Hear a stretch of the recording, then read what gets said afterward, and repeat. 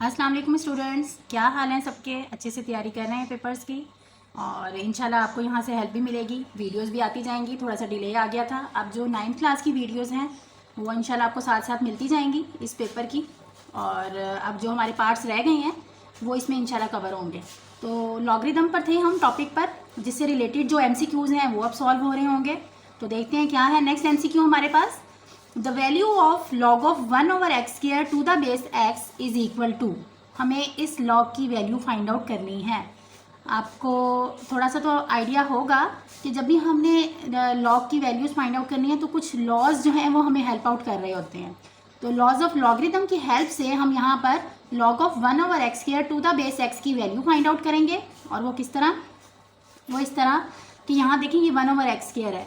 अगर आपके पास single log के साथ दो वैल्यूज डिवाइड हो रही हो तो सेपरेट लॉग के साथ हम उनको सब्ट्रैक्ट करते हैं और इसको कहते हैं quotient law. Log of 1/x² को हम लिखेंगे log of 1 to the base x minus log of x² to the base x। ठीक है, बेस सेम है, ज़ाहिर है सिंगल लॉग था, जो भी इसकी बेस होगी वो इन दोनों लॉग की बेस होगी। इसके बाद एक और रूल है हमारे पास लॉग में कि log of 1 to any base is always equal to 0। 1 का जो लॉग होता है किसी भी बेस के साथ हमेशा 0 के इक्वल होता है, तो यहाँ वो वैल्यू पुट कर देंगे। फिर दूसरा देखें, अब यहाँ पर हमें इसको सॉल्व कर लेंगे log of x² to the base x। फिर हमारे पास ये एक और यहाँ पर हमारे पास लॉ यूज़ होता है कि पावर लॉ कहलाता है। किसी भी चीज़ की जो वैल्यू होती है, जो आपके पास एक्सपोनेंट होती है, वो लॉग से पहले आ जाती है। तो हमारे पास अगर लॉग में एक्सपोनेंट यूज़ हो रही हो तो हम उसको लॉग से पहले लिख देते हैं। हम लिखते हैं 2 log of x to the base x। तो जब हम इसको लिखेंगे 2 log of x to the base x, तो जो log of x to the base x है इसमें क्या हुआ, आर्ग्यूमेंट और बेस सेम हो गई है। अगर आर्ग्यूमेंट और बेस सेम हो जाए तो वो इनके इक्वल होता है। जैसे हमने ये वाला रूल यूज़ किया था कि log of 1 to the base x जो है, यानी कि log of 1 किसी भी बेस के साथ 0 होता है। इसी तरह अगर आर्ग्यूमेंट और बेस कुछ भी हो, अगर वो सेम हो जाए तो आंसर हमेशा 1 आता है। ठीक है, तो आर्ग्यूमेंट क्या होता है, आर्ग्यूमेंट वो वैल्यू होती है जिसका हमने लॉग लेना होता है। और बेस ये छोटा सा नंबर, जो छोटा सा नंबर भी हो सकता है यहाँ पर आपके पास, और यहाँ पर आपके पास कोई अल्फ़ाबेट्स भी हो सकते हैं। तो ये होता है आर्ग्यूमेंट। ठीक है, मैं थोड़ा सा लिख देती हूँ, आपको अंदाज़ा हो जाएगा कि ये आर्ग्यूमेंट है।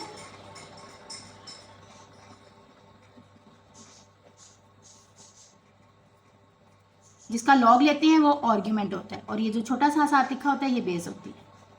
तो अगर आर्ग्यूमेंट और बेस सेम हो जाए तो वो हमेशा 1 के इक्वल हो। तो यहाँ पर हमने देखें कितने डिफरेंट तरह से लॉ यूज़ किए। हमने कोशेंट लॉ यूज़ किया, हमने पावर लॉ यूज़ किया, हमने ये रूल यूज़ किया कि log of 1 to the any base is equal to 0, और आर्ग्यूमेंट और बेस सेम हो जाए तो वो 1 के इक्वल होता है। तो ये सारी चीज़ें हमने यूज़ की एक ही MCQ को सॉल्व करने के लिए। तो लास्ट में देखते हैं आंसर क्या आया। Log of 1 to the base x is equal to 0, log of x square to the base x is equal to, यहाँ दरमियान में माइनस था, -2 log of x to the base x। log of x to the base x किसके equal हो गया, 1, तो 2 1 2, तो -2 will be the answer of this MCQ, यानी कि डी ऑप्शन। ठीक हो गया। पावर लॉ, कोशेंट लॉ, और ये दो रूल और भी यूज़ किए हैं आपने, log of 1 और बेस और आर्ग्यूमेंट सेम वाला लॉ यूज़ किया है। रूल भी कह सकते हैं, लॉ भी कह सकते हैं इसको। अच्छा जी, नेक्स्ट चलते हैं। MCQ नंबर 13 है, in a single logarithm log of a² minus 3 log of b plus log of a can be written as. अब लॉग में हमारे पास क्या होता है, एक एक्सपेंडेड फॉर्म होती है, ये देखें एक्सपेंड हुआ हुआ है, और एक ये होता है कि हम इसको सिंगल लॉगरिदम में भी लिख सकते हैं। अभी कुछ लॉज मैंने आपके साथ शेयर किए ना, कुछ ये लॉज हैं, कुछ एक और भी है हमारे पास लॉ, जैसे power law, quotient law, product law, ठीक है, चेंज बेस लॉ। तो ये कुछ ऐसे लॉज हैं जिनको यूज़ करते हुए हम एक्सपेंड फॉर्म को सिंगल में लिख सकते हैं और सिंगल को एक्सपेंड कर सकते हैं। किस तरह वो देखते हैं। अब यहाँ पर देखिए कितनी टर्म्स हैं, 1 2 3। मैथ्स में जब भी आपके पास प्लस या माइनस का साइन आता है तो एक अगली टर्म शुरू हो जाती है, नेक्स्ट टर्म शुरू हो जाती है। तो इस तरह हमें पता लगता है कि इस वक्त कितनी टर्म्स हैं, 1 2 3। अब इन 3 टर्म्स को हमने सिंगल में लेके जाना है। किस तरह वो देखते हैं, वो सीखते हैं। यहाँ पर log ऑफ a² है, यानी पावर अपनी जगह पर है, ठीक है, सही है, लेकिन ये 3 जो है वो log से पहले है, इसका मतलब है ये b की पावर है, तो हम इसको लिखेंगे log ऑफ b³। यहाँ पर कोई पावर नहीं है, बस यहाँ पर log ऑफ a ही है। अब जो log ऑफ a है, ये वाला log ऑफ a और ये log ऑफ a², ये दोनों आपस में प्लस हो रही हैं। तो जो दो वैल्यूज़ प्लस हो रही हों, ठीक है, वो प्रोडक्ट लॉ जो है वो मैं आपको बताती हूँ क्या होता है। प्रोडक्ट लॉ में ये होता है कि अगर आपके पास सेपरेट लॉग के साथ दो वैल्यूज़ ऐड हो रही हों तो हम इनको सिंगल लॉग के साथ मल्टीप्लाई कर सकते हैं। ठीक है, इनको सिंगल लॉग के साथ हम मल्टीप्लाई कर सकते हैं। और इसी तरह अगर सेपरेट लॉग के साथ दो वैल्यूज़ डिवाइड माइनस हो रही हो तो फिर हम उनको सिंगल लॉग के साथ डिवाइड कर सकते हैं, जो अभी हमने यूज़ किया था कोशेंट लॉ। ठीक है, ये लिख लेते हैं अपने पास, log of a square minus 3 log of b plus log of a. अब ये जो दो ऐड हो रही है ना वैल्यूज़, इनको इकट्ठा कर लेते हैं, ये इन दोनों लॉग ऑफ ए स्क्वायर, अब ये दो ऐड हो रही हैं वैल्यूज़, इनको हम मल्टीप्लाई करवा देते हैं, log of a square multiply by log of a, और ये minus log of b cube. पहले आप इसको 3 पावर दे दें, यानी पहले थी ना पावर लॉग से, हमने इसको दोबारा बी क्यूब कर दिया। अब ये दो लॉग सेपरेट लॉग जो है वो सब्ट्रैक्ट हो रहे हैं, तो सिंगल लॉग के साथ हम इनको डिवाइड कर देते हैं। हम लिखेंगे लॉग ऑफ ए स्क्वायर और ए कितने हो गए, ए क्यूब, और यहाँ पर आ गया बी क्यूब, माइनस था ना तो डिवाइड हो गया। अब ये देखिए सिंगल लॉग के साथ ये दो वैल्यूज़ डिवाइड हो गई, ऊपर वाली वैल्यूज़ मल्टीप्लाई हो गई, क्यों, क्योंकि ये दोनों ऐड हो रही थी। अब सेम पावर है तो हम इसको इस तरह लिख सकते हैं ना, log of a over b की पावर 3। ठीक है, और ये जो पावर है ये लॉग से पहले भी जा सकती है, ये भी हमने पढ़ा है, ये पावर लॉ में हम लिख सकते हैं 3 log of a over b. तो ये हमारे पास इसका सोल्यूशन आ गया। अब इसकी एक्सप्लेनेशन, इसी चीज़ की एक्सप्लेनेशन यहाँ मैं बता देती हूँ आपको। तो ये आंसर आया 3 log of a over b. First we use power law, log of a square minus log of b cube, हमने इसको लॉग ऑफ बी क्यूब बना दिया plus log of a. Now we use product law, log of a square into a क्या हो गया, log of a cube बन जाएगा, minus log of b cube. अब दो लॉग, यहाँ पर दो सेपरेट लॉग ऐड हो रहे थे, मैंने उसको सिंगल लॉग के साथ मल्टीप्लाई करवा दिया। अब दो सेपरेट लॉग माइनस आपस में सब्ट्रैक्ट हो रहे हैं, तो उनको सिंगल लॉग के साथ डिवाइड करवा दिया। Now we use quotient law, log of a cube over b cube. Now again we use power law and log this, हमने अब पावर लॉ यूज़ करना है। हमने क्या लिखा, ए और बी की पावर सेम थी, हमने इसको सिंगल टाइम लिख लिया, ए और बी की होल क्यूब, और क्यूब का जो आपके पास वो लॉग की मदद से स्टार्ट में आ गई 3 log of a over b. This is final answer. हमने कौन कौन से लॉ यूज़ किए ये भी मैं आपको रिवाइज करवा देती हूँ। सबसे पहले हमने पावर लॉ यूज़ किया था, log of m to the base a of exponent n is equal to n log of m to the base a, power law. Log of mn to the base a is equal to log of m to the base a plus log of n to the base a, इसको कहते हैं product law. Single log के साथ दो values multiply हो रही हों तो सेपरेट लॉग के साथ उन्हीं वैल्यूज़ को हम ऐड कर सकते हैं, इसको कहते हैं product law. log of m over n to the base a is equal to log of m to the base a minus log of n to the base a, इसको कहते हैं कोशेंट लॉ। सिंगल लॉग के साथ दो values divide हो रही हो तो हम उनको सेपरेट लॉग के साथ सब्ट्रैक्ट कर सकते हैं, और बिल्कुल इसी तरह हम इसके वाइस वर्सा भी कर सकते हैं, यानी ऑपोजिट भी जा सकते हैं। अगर दो वैल्यूज़ सेपरेट लॉग के साथ सब्ट्रैक्ट हो रही हो तो सिंगल लॉग के साथ उनको डिवाइड किया जा सकता है। ठीक है, तो ये बेसिक लॉज हैं जिनको यूज़ करते हुए हम अपने MCQs खास तौर पे सॉल्व करेंगे। CRQs भी हो जाते हैं सॉल्व, लेकिन यहाँ चूँकि हम MCQs डिस्कस कर रहे हैं तो MCQs ही आएंगे हमारे पास। ये MCQ नंबर 13 था, आगे MCQ नंबर 14 को देखते हैं क्या बात हो रही है। If 2 raised to power minus x is equal to 1/16 then the value of x is, अगर आपके पास 2 की पावर जो है वो -x है तो हमें 1/, और वो इक्वल है 1/16 के, तो हमें इस x की वैल्यू बतानी है। हम इसको कैसे सॉल्व करेंगे, हम क्या करेंगे, ये 1/16 को भी हम जो है वो न्यूमिनेटर में ले जाते हैं। जब भी किसी भी चीज़ को डिनोमिनेटर से उठा के आप न्यूमिनेटर में लेके जाएंगे, हमेशा याद रखिएगा बेटे कि आप उसकी पावर नेगेटिव हो जाएगी। यहाँ पर देखिए 16 की पावर जो है वो अम्लन, मैं पेंसिल से लिखती हूँ ताकि आपको ये पता लगे कि ये क्वेश्चन का पार्ट नहीं है, ये मैंने आपको बस समझाने के लिए किया है। ये देखिए ये +1 है ना अम्लन 16 की पावर, लेकिन जब हम इसको ऊपर लेके जाएंगे तो ये नेगेटिव हो जाएगी। क्यों, क्योंकि न्यूमिनेटर से हमने इसको, डिनोमिनेटर से हमने इसको न्यूमिनेटर में शिफ्ट किया है। तो अगर ये न्यूमिनेटर से कोई वैल्यू डिनोमिनेटर में आए या डिनोमिनेटर से न्यूमिनेटर में जाए तो यहाँ पर प्लस होगी तो माइनस हो जाएगी, ऑपोजिट हो जाएगा, जो भी उसकी वैल्यू होगी उसके ऑपोजिट हो जाएगी। यहाँ ये +1 था, ऊपर जाके -1 हो गया। अब आपने इसको क्या करना है, बेसिस को सेम करना है। इस तरह के क्वेश्चंस हम इस तरह सॉल्व करते हैं, या पावर सेम कर देते हैं या बेसिस सेम कर देते हैं। पावर तो सेम नहीं हो सकती क्योंकि यहाँ पर है x और x की ही वैल्यू हमें फाइंड आउट करनी है। हम बेसिस सेम करने को ट्राई करते हैं। हम 16 की जो है वो फैक्टराइजेशन कर लेते हैं। 2 1 = 2, 2 8 = 16, 2 4 = 8, 2 2 = 4, 2 1 = 2, 2 2 2 कितने 2 हो गए, 1 2 3 4, 2 raised to power 4, और बाहर ये -1 था। जब ये पावर दो पावर्स हो तो आपस में मल्टीप्लाई हो जाती हैं, तो ये -4 हो गया। अब बेसिस सेम है, जो वैल्यूज़ हैं वो एक दूसरे के इक्वल हो जाएंगी, इग्नोर हो जाती है ना, बेसिस सेम है, कंपेयर हो जाती हैं। -x इक्वल होगा -4 के, तो आपके पास x की वैल्यू आ जाएगी 4, यानी कि डी ऑप्शन। ये -x -4 कैंसिल हो जाएगा ना। हाँ जी, आगे मैंने सॉल्व किया हुआ है। Basis are same then exponent will be equal. अगर बेसिस सेम हो तो एक्सपोनेंट इक्वल हो जाते हैं। तो -x -4 के इक्वल हो गया, माइनस माइनस से कैंसिल हो गया और x की वैल्यू 4 होगी और ऑप्शन डी था आपके पास। तो correct option will be option D. हाँ जी, आगे एमसीक्यू नंबर 15 है। ये नेक्स्ट एसएलओ शुरू हो गया हमारा ना, हमारा जो है लॉगरिथम खत्म हो गया, अब नेक्स्ट शुरू हो गया हुआ है। On simplification y raise to power 0 multiply by x divided by x raise to power 0 multiply by y is equal to. अब हमने इसको सॉल्व करना है और देखना है कि हमारे पास आंसर क्या आ रहा है।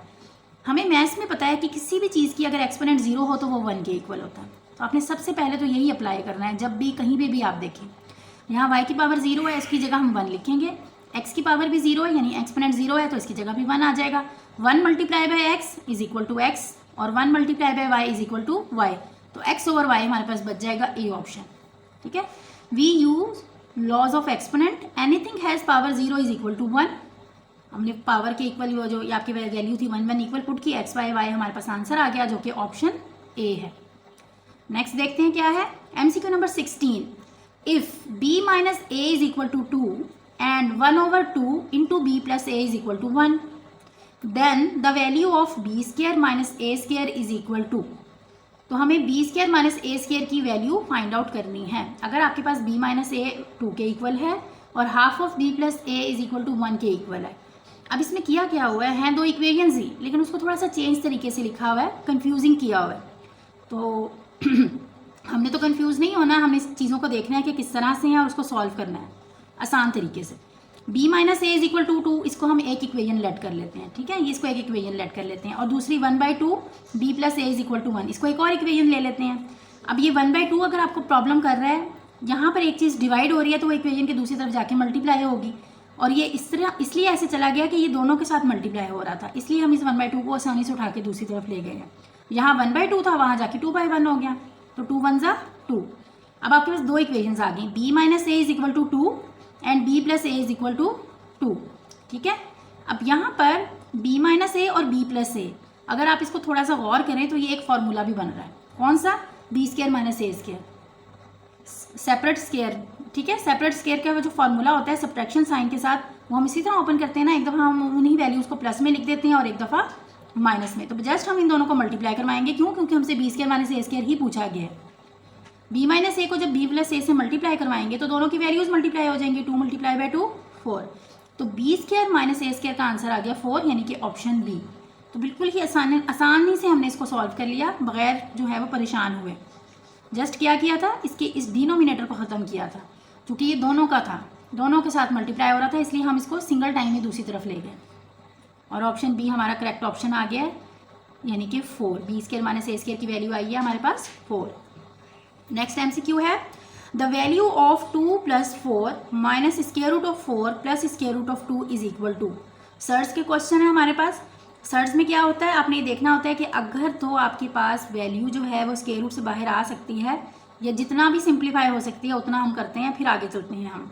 अब जस्ट हमें इसमें सिंप्लीफिकेशन ही करनी है। स्क्वायर रूट ऑफ 4 2 हो जाएगा, 2 plus 4 minus square root of 4 की जगह हमने लिखा 2, क्योंकि 2 का स्क्वायर लेते हैं, 4 2 का स्क्वायर होता है, 2 स्क्वायर रूट से कैंसिल होकर बाहर आ गया और स्क्वायर रूट ऑफ 2 की जगह पे रहा। 6 माइनस 2 क्या बन जाएगा, 2 प्लस 4 6, ये वाला 2 और 4 ऐड होके, लाइक टर्म्स हमेशा ऐड होती हैं, हमेशा याद रखिएगा, सिर्फ लाइक टर्म्स ही ऐड सब्ट्रैक्ट हो सकती हैं। 4 और 2 लाइक टर्म्स थी, ऐड हो गई, 2 और 4 6 हो गया। ये आपके पास फिर स्क्वायर रूट सॉल्व होके आ गया 2, 6 माइनस 2 बन गया 4, 4 प्लस स्क्वायर रूट ऑफ 2, यानी ऑप्शन ए। आगे मैंने इसको मजीद सॉल्व किया है, 4 प्लस स्क्वायर रूट ऑफ 2, यानी option A will be the correct answer. अच्छा, ये मुझे लिखते हुए ना मिस्टेक हो गई थी, ये एमसीक्यू नंबर 19 है और ये 18 है, तो बस आपको बताना था, ये सिर्फ आगे पीछे हो गए हैं। One of the examples of polynomial expression is, हमने बताना है कि कौन सी यहाँ पर एग्जाम्पल जो है वो पॉलिनोमियल एक्सप्रेशन की है। इससे पहले कि मैं आपको बताऊँ कि करेक्ट आंसर क्या है, थोड़ा सा मैं आपको इसकी डेफिनेशन जो है वो रिवाइज करवाऊँगी। बच्चे अक्सर कन्फ्यूज़ ही रहते हैं, हालांकि छोटी क्लासेस से भी पढ़ रहे होते हैं कि पॉलिनोमियल्स किसको कहते हैं, तो बड़ी तवज्जो से आपने गौर से सुनना है। सिंपल सी बिल्कुल इसकी डेफिनेशन है और वो हमेशा अब आपको याद रहेगी इंशाल्लाह। पॉलिनोमियल्स क्या होते हैं, अ polynomial is an algebraic expression, ऐसे अलजेब्रिक एक्सप्रेशंस होते हैं consisting of one or more terms in each of which the exponent of the variable is zero or a positive integer. ऐसे अलजेब्रिक एक्सप्रेशंस जिनमें अगर आपके पास जितनी भी टर्म्स हैं, सिंगल भी हो सकती हैं, ज़्यादा भी हो सकती हैं, ठीक है, बट आप इस जहन में क्या रखना है कि जो वेरिएबल्स यूज़ हो रहे होते हैं उनकी जो एक्सपोनेंट है वो या तो ज़ीरो हो सकती है या पॉजिटिव इंटीजर हो सकती है, ठीक है। यानी कि जितने भी हमारे पास एक्सप्रेशन होंगे उनमें जो भी वेरिएबल्स यूज़ हो रहे हैं उनकी जो एक्सपोनेंट है वो या तो ज़ीरो होगी या पॉजिटिव इंटीजर, इसके अलावा कुछ नहीं हो सकती। मतलब क्या नहीं हो सकती, सोचने की बात है। इसके अलावा वो नेगेटिव नहीं हो सकती, फ्रैक्शन में नहीं हो सकती, वो स्क्वायर रूट और क्यूब रूट के अंदर होगी तो जाहिर सी बात है उनकी पावर्स जो है वो फ्रैक्शन में बन जाएंगी, तो वो भी नहीं हो सकती। तो इसको मैंने सिंपल करने के लिए आपको एक बात जहन में बिठाने के लिए रखी है कि क्या हो सकती है। जो आपके पास होल नंबर का सेट होता है ना, उसमें क्या होता है, ज़ीरो भी होता है और पॉजिटिव इंटीजर्स भी होते हैं। ऐसे सारे एक्सप्रेशन जिनमें आपके वेरिएबल की एक्सपोनेंट सिर्फ होल नंबर से बिलोंग करती हो वो सारे के सारे क्या होंगे, पॉलिनोमियल्स। तो अब आपको याद रहेगा हमेशा कि पॉलिनोमियल्स कौन से होते हैं, जितने भी जो भी हमारे पास एक्सप्रेशन है हम उनके वेरिएबल चेक करेंगे। वेरिएबल की पावर अगर तो सेट ऑफ डब्ल्यू यानी कि होल नंबर से बिलोंग करती है, इट मीन्स कि वो पॉलिनोमियल हैं, अदरवाइज वो पॉलिनोमियल नहीं है, वो जस्ट अलजेब्रिक एक्सप्रेशंस होंगे, ठीक है। तो अब यहाँ पर देखते हैं कौन से ऐसे एक्सप्रेशन हैं जो इस वाली कंडीशन को फुलफिल कर रहे हैं। अब अगर आप देखें ऑप्शन ए में, तो इस x की वैल्यू क्या होगी, अगर आप इसकी एक्सपोनेंट देखेंगे तो 1/2 होगी ना, क्योंकि स्क्वायर रूट 1/2 के इक्वल होता है, तो ये तो नहीं हो सकता, ये क्रॉस हो गया। आगे चलते हैं, x की पावर 3 है और x की पावर 2/3 है, ये तो बात ठीक थी कि 3 है, ये तो सही है, लेकिन यहाँ पर इसी एक ही एक्सप्रेशन में ये भी है, इसका मतलब है ये भी एक्सप्रेशन नहीं हो सकता पॉलिनोमियल। आगे चलते हैं, अब यहाँ देखें x की पावर है -3। अब ऐसा भी होगा बाज़ औक़ात कि डिनोमिनेटर में आपके पास वेरिएबल होगा, अगर डिनोमिनेटर में वेरिएबल होगा फिर भी वो पॉलिनोमियल नहीं होगा। क्यों? क्योंकि जब वो ऊपर जाएगा तो वैल्यू उसकी पावर हमेशा नेगेटिव हो जाएगी, तो इसलिए भी वो पॉलिनोमियल नहीं होगा। तो ये तीनों ऑप्शन जो हैं हमारे डिस्ट्रैक्टर थे। और फोर्थ वाला ऑप्शन देखते हैं, x की पावर +3, x की पावर +2 होल नंबर से बिलोंग कर रही है, इट मीन्स कि यही हमारा राइट आंसर है, ये वो पॉलिनोमियल है, ठीक है, ये पॉलिनोमियल की डेफिनेशन को फुलफिल कर रहा है। यही बात सारी मैंने एक्सप्लेनेशन यहाँ पे भी लिखी है। A polynomial is an algebraic expression consisting of one or more terms in each of which the exponent of the variable is zero or a positive integer. In simple, the exponent of the variable belongs to set of whole numbers. Whole numbers means w is equal to 0, 1, 2, 3 and so on, सारे positive integer with zero, इसको कहते हैं whole number का set. तो अगर whole number के set से इनकी पावर्स, इनकी एक्सपोनेंट्स बिलोंग कर रही है, इट मीन्स कि ये पॉलिनोमियल्स हैं, अदरवाइज वो पॉलिनोमियल्स नहीं होंगे। Only the expression of option d fulfil the above definition of polynomial, so correct answer will be the 5x³ - 4/3x² + square root of 3। अब यहाँ पर बाज़ बच्चे कंफ्यूज हो जाते हैं कि ये भी तो फ्रैक्शन में है, तो बेटे याद रखना है आपने हमेशा कि ये कोफिशिएंट हैं। वेरिएबल के साथ जो कोफिशिएंट है ना, वो स्क्वायर रूट में भी हो सकते हैं, वो नेगेटिव भी हो सकते हैं, वो फ्रैक्शन भी हो सकते हैं, कुछ भी हो सकते हैं, एक्सपोनेंट कुछ भी हो सकते हैं। वेरिएबल की पावर जो है वो जस्ट होल नंबर के सेट से ही बिलोंग करनी चाहिए। ठीक हो गया। यहाँ पे मजीद भी मैंने एक्सप्लेन किया हुआ है। In option a exponent of variable is x की पावर 1/2, जो भी मैंने भी आपको सिखाया था। In option b exponent of variable is x raised to power 2/3, which is not possible.